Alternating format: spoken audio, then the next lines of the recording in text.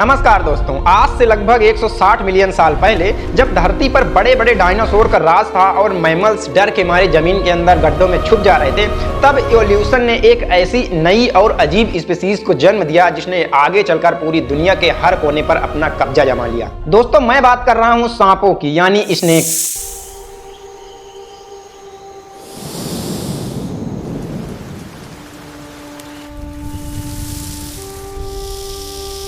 लेकिन क्या आपने कभी सोचा है कि इनका आकार आखिरकार ऐसा क्यों होता है?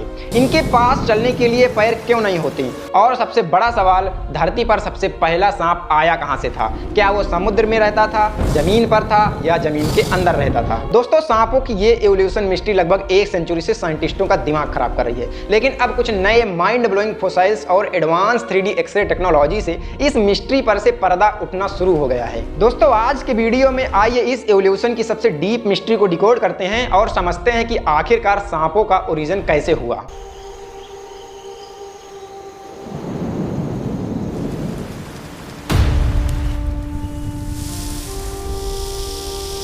तो दोस्तों, कहानी शुरू होती है आज से लगभग 160 मिलियन साल पहले।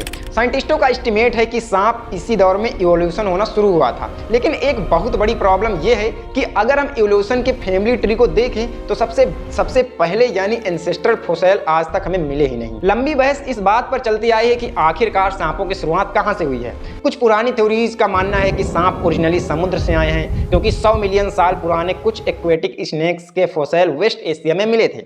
वहीं कुछ एक्सपर्ट्स कहते हैं कि ये अंधे सांपों से इवॉल्व हुए हैं जो जमीन के अंदर रहते थे। लेकिन दोस्तों, यहाँ पर सच क्या है? इस चीज को डीपली समझने के लिए साइंटिस्टों ने लेटेस्ट टेक्नोलॉजी का यूज किया, जिसमें से है 3D एक्सरे इमेजिंग।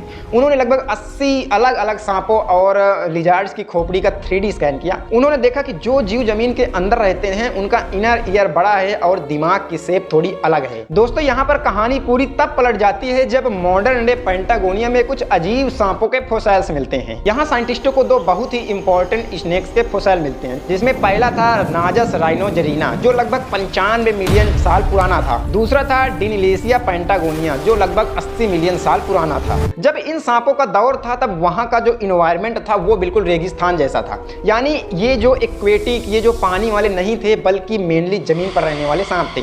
नाजस के पास तो एक्चुअली स्कल और स्पाइनल फीचर ऐसे थे जो बताते थे कि ये बिग बॉडी सांप हैं जो जमीन के अंदर छिपते थे, लेकिन शिकार के लिए ये जमीन के ऊपर आते थे। इस चीज को डीपली समझने के लिए साइंटिस्टों ने लेटेस्ट टेक्नोलॉजी का यूज किया, जिसमें से है 3D एक्सरे इमेजिंग। उन्होंने लगभग 80 अलग अलग सांपों और लिजार्ड्स की खोपड़ी का 3D स्कैन किया। उन्होंने देखा कि जो जीव जमीन के अंदर रहते हैं उनका इनर ईयर बड़ा है और दिमाग की शेप थोड़ी अलग है। लेकिन दोस्तों, जब उन्होंने एंसेस्ट्रल सांपों के ब्रेन का डेटा प्रेडिक्ट किया तो उन्हें एक मिक्स्ड रिजल्ट मिला। इनका मतलब यह है कि ये शुरुआती सांप पूरी तरह से जमीन के अंदर नहीं रहते थे।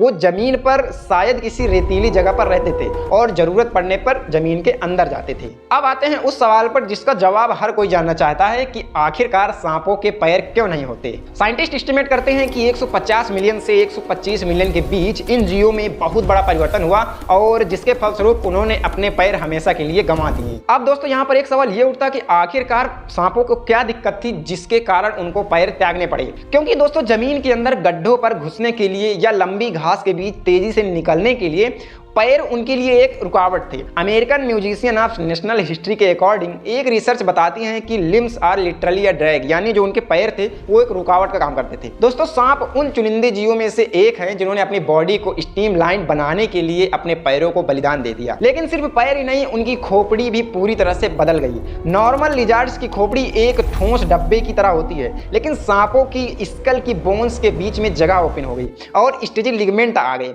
इसीलिए दोस्तों, एक सांप अपने लोअर जबड़े को अलग करके अपने साइज से बहुत बड़ा शिकार आसानी से अपने अंदर निगल जाता है। अब आप सोच रहे होंगे कि क्या हमें ये फोसिल्स मिल नहीं सकते? तो दोस्तों, बात यह है कि सांपों के फोसिल्स मिलना बहुत मुश्किल की बात है, क्योंकि इनका लंबा, पतला और नाजुक सा स्केलेटन आसानी से टूट जाता है और जो बड़े बड़े जानवर होते हैं वो खा भी जाते हैं। तो दोस्तों, इन सब स्टडीज से हमें ये पता चलता है कि सांपों का इतिहास एक सीधी लाइन नहीं बल्कि ट्विस्ट और टर्न से भरा हुआ है। ये क्रीचर्स इनिशियली हालत और एनवायरनमेंट के हिसाब से अडॉप्ट हुए थे, अपने पैर गंवाए, अपनी खोपड़ी को स्ट्रेचेबल बनाया और धरती के लगभग हर कोने पर अपना राज किया। दोस्तों, उम्मीद है कि इस वीडियो से आपको इवोल्यूशन की एक नई और मिस्टीरियस दुनिया के बारे में कुछ नया सीखने को मिला होगा। अगर वीडियो पसंद आई तो एक लाइक और एक प्यारा सा कमेंट जरूर करना और हाँ, चैनल को सब्सक्राइब कर लेना।